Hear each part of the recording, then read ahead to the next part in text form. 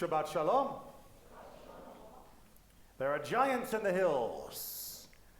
Og of Bashan that we read about, how big was his bed? 13 feet by 6 feet, 9 amot. Just to give you an idea of 13 feet.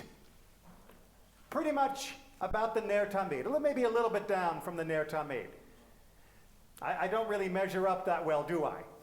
I seem a little puny next to a 13-footer. Okay, let's back up for a second. Are you as big as your bed? No, right? At least I hope that you have a bed that you can fit on, that you're not still sleeping on the crib mattress that you had when you were young, and your feet don't dangle off the end. Most likely you are a little shorter than your bed, and most likely a 13-foot person would have been wider than 6 foot wide. So the fact that his bed is a normal width but much longer tells us probably he was showing off with the size of his bed. That is, of course, confirmed by the fact that it was very distinctly made of iron, which was a rare substance at the time. So Og of Bashan probably was a very, very, very big man. He probably wasn't quite that tall. Well, let's say that he was maybe 7.5 feet. A good, starting center for NBA, at least, it used to be. Now they're getting even taller, it seems. Are you scared of going up against someone like Og? Absolutely, right? Terrifying. I mean, who wants to go into a battle against someone like Og or Sihon or any of the other giants that our people felt that the land of Canaan was filled with? It's terrifying. But we do get one very detailed battle with a giant. With the story of Og and Sihon and the others, it's kind of like they were there, they were big, we won. But we get one episode where we get detail. And that detail is critical. The story, of course, is David and Goliath. Thank you. David and Goliath. Come on, that one should be an easy gimme. David and Goliath. Where else do you find the story of a person fighting a giant? Where else has become an idiom for little guy versus big guy? David and Goliath made its way into our regular conversational English. This is a story that you should know. How well do you know it? What is the foundation of the story of David and Goliath? What is the setting of the scene as the curtain rises? What is going on with the Israelites and the Philistines? Okay, as the curtain goes up, and we have too much humility in the room, as the curtain goes up, the Philistines and the Israelites are staring at each other across a valley, each on the high part of each of the other side, no one really wanting to commit their troops into the valley for fear of giving their opponents an advantage, but both not wanting to retreat for fear of giving their opponents advantage. So it is a stalemate. The armies are quite balanced enough that neither side feels they can just storm over the others. The Philistines hit upon a great idea back in the ancient world, much like it was, at least theoretically, throughout the Middle Ages. Champions could fight on behalf of the nation. That could both break the morale, maybe settle some scores, and striding out from the Philistines is Goliath.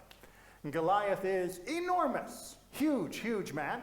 Well, let's say put him at 7.5 feet or so. And he says, who will fight for me? Right, who will fight against me? I will fight on behalf of the Philistines. Who will fight on the Israelites? And the Israelites are all looking up on the valley, and they're still looking eye level with Goliath, and they're saying, I don't want to step down there. What about you, Shlomo? And Shlomo, I don't want to.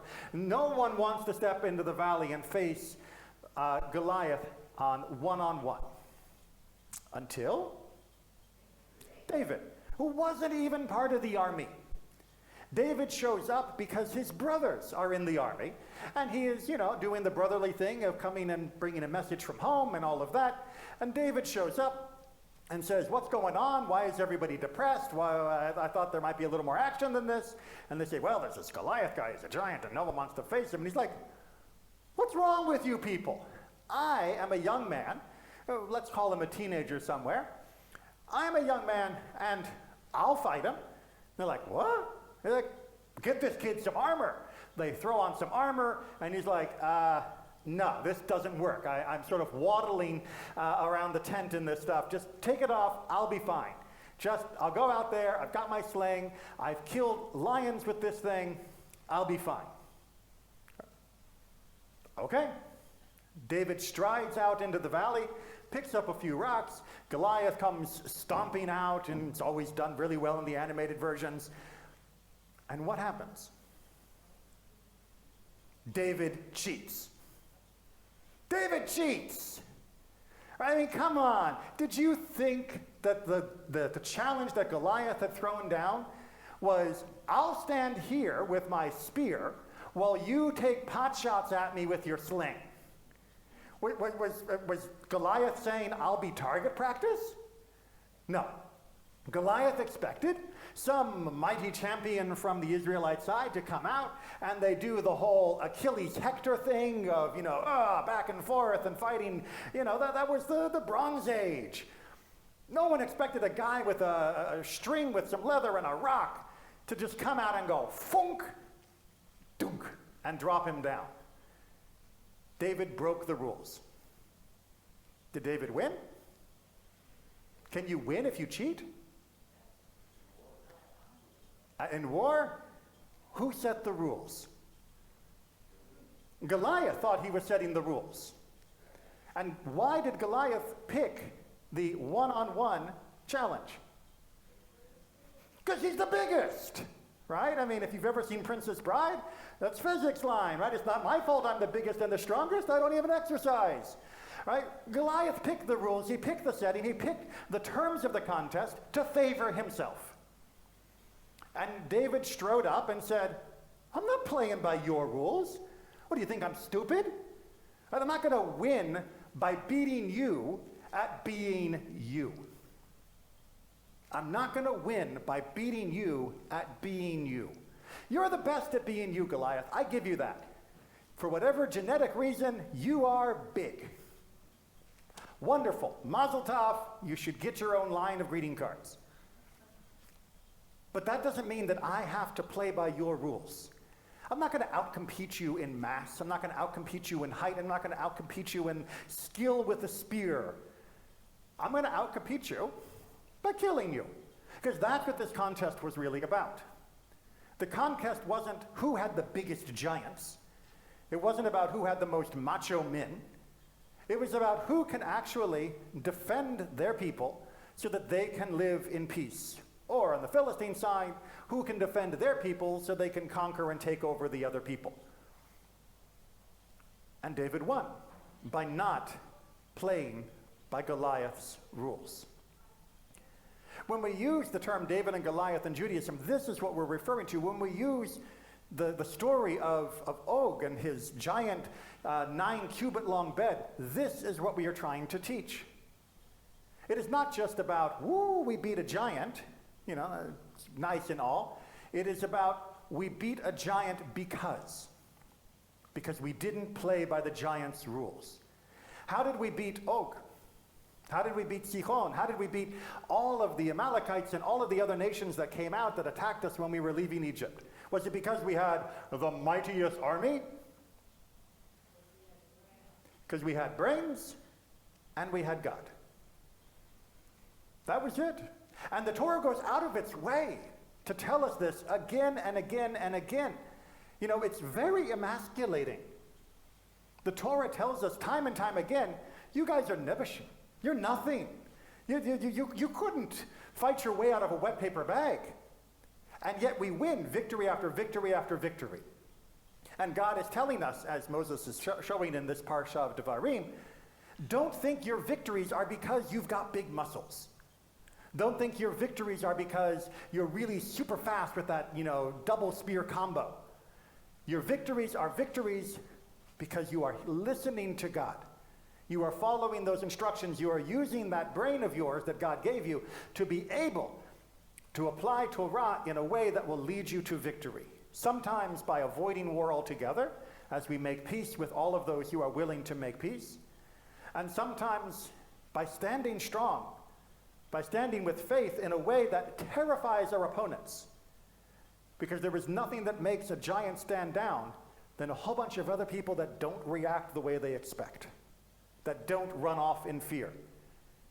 Because the giant realizes there's only one of me, and there's a whole bunch of them. The story of David and Goliath seals that deal. It solidifies the narrative.